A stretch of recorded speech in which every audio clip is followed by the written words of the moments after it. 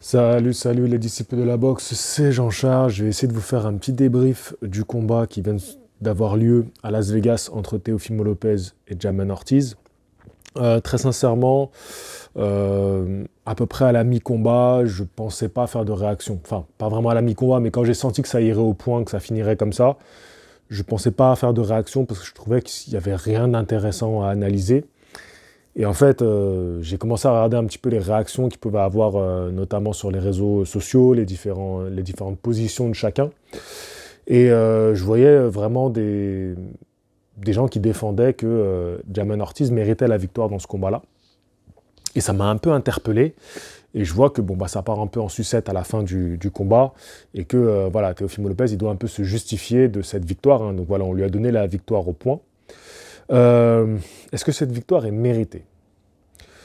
Moi, j'ai un peu de mal à comprendre comment on peut donner la victoire à un combattant, enfin, on peut imaginer donner la victoire à un combattant qui est challenger et qui ne va pas au combat, en fait. Parce que la réalité, c'est que c'est pas un boxeur qui a donné un affrontement.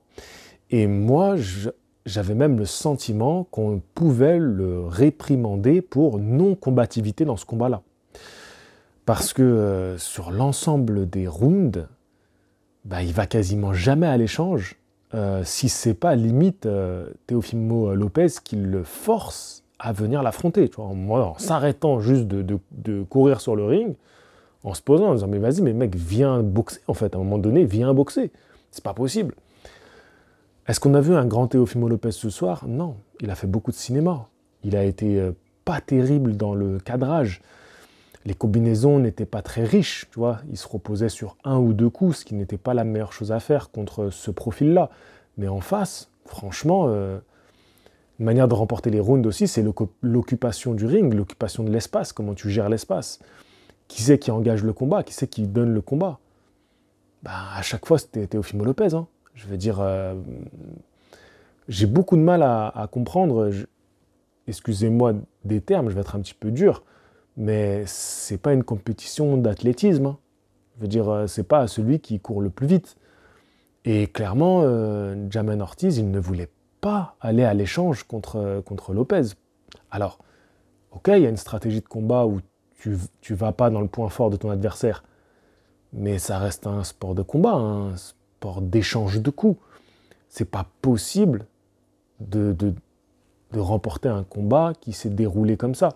J'ai beaucoup de mal à envisager, alors peut-être que dans les commentaires, certains vont dire qu'ils voient l'inverse, qu'ils estiment que Jamel Ortiz méritait la victoire. Certains vont se reposer sur des stats peut-être. Mais enfin, si vous êtes juge au bord du ring et que vous devez dire, ok, Jamel Ortiz, il a remporté des rounds, il a dû remporter des rounds, c'est pas ce que je dis. Mais franchement, pour moi, il n'en a pas remporté suffisamment pour aller gagner cette ceinture de champion. Vraiment, moi ce soir, j'ai vu un mec qui voulait surtout pas prendre de coups et qui a été plus dans la non-combativité que dans un mec qui en fait suffisamment pour remporter des rounds.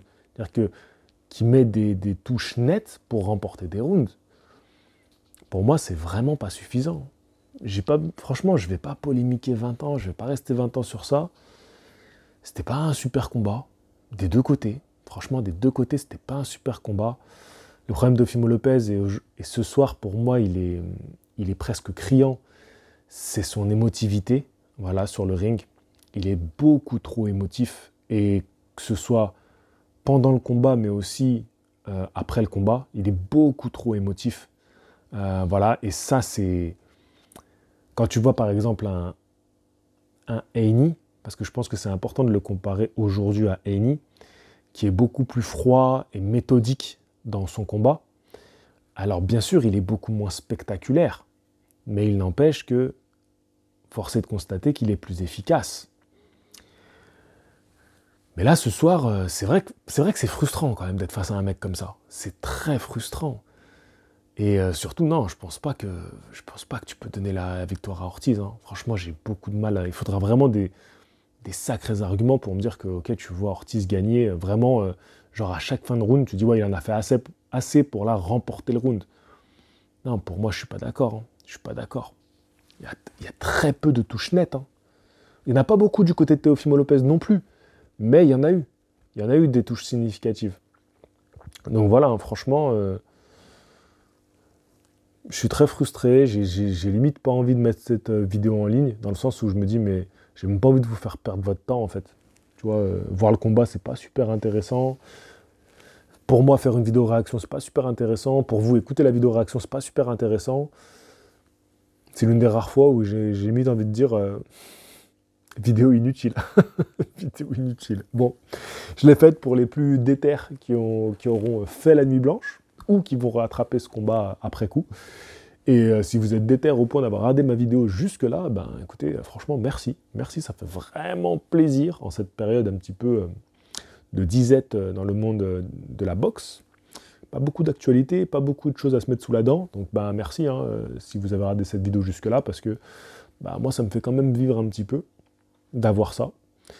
Mais clairement, je sais pas du tout si j'ai bien fait de faire une vidéo en réaction à ce combat-là, parce qu'il y a très peu de choses à dire. Hein. Franchement, il y a très peu de choses à dire. Voilà, bon ben écoutez, parfois je vous fais la promotion de combat, la propagande. Je vous avais fait une vidéo pour vous dire que ce combat-là serait intéressant. Ça arrive de se planter. Parfois, on est déçu par le combat. Bon, c'est pas vraiment de ma faute, hein, c'est pas moi qui étais sur le ring. Mais voilà.